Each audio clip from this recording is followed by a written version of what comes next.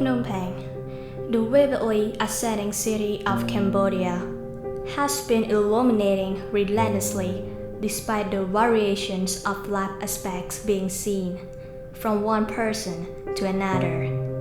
We think life is all about keeping ourselves content and at ease, having lives well lived, cash well spent.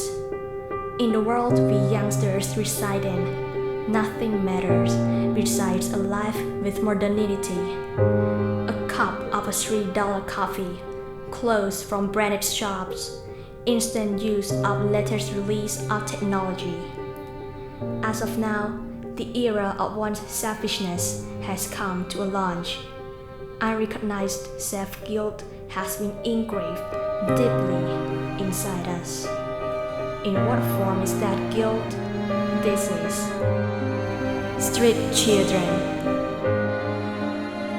A typical morning day starts with the people wearing off their drowsiness through some daily exercise moves.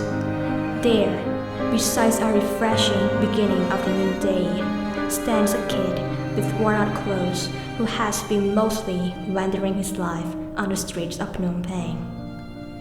Even from such distance, an aura of misery can be felt through the air.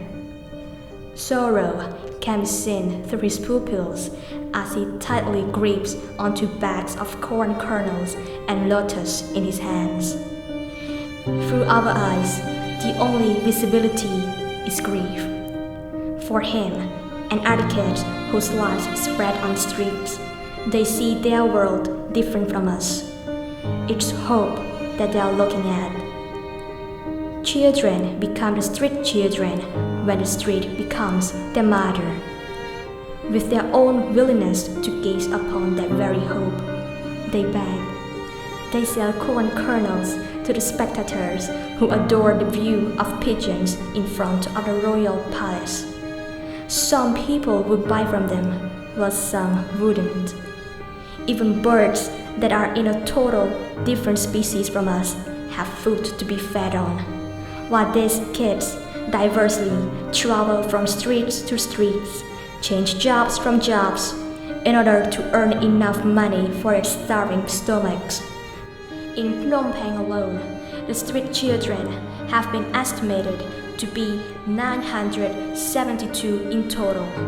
972 innocent lives that deserve more than they have nowadays.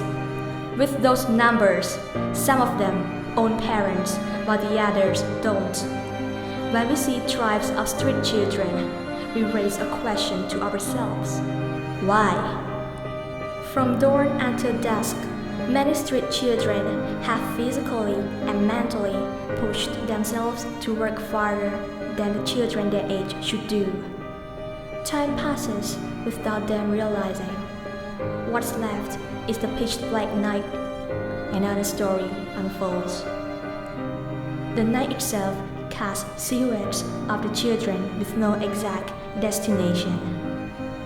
Sometimes they pick up the trash from each household just to sell them to the dealer and obtain a few thousand reals. Going through dark alleys, trailing along soundless streets. Just for those reals, those kids take a step closer to the cliff of nightmare dangers.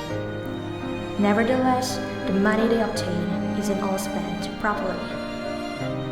We think sometimes that poverty is only being hungry, naked, and homeless, but the poverty of being unwanted, unloved, and uncared is a much greater poverty. There is a lot that happens around the world we cannot control. We cannot stop earthquakes, we cannot prevent droughts, and we cannot prevent all conflict. But when we know the hungry, the homeless, and the sick exist, then we can help. Now it's time to compensate what we have committed. Offer them with food, old clothes, or even money. Learn about them and think like them. Those can be done effortlessly, can they? Little by little, we might be able to spot the changes we made for the world. A better home for them, and us.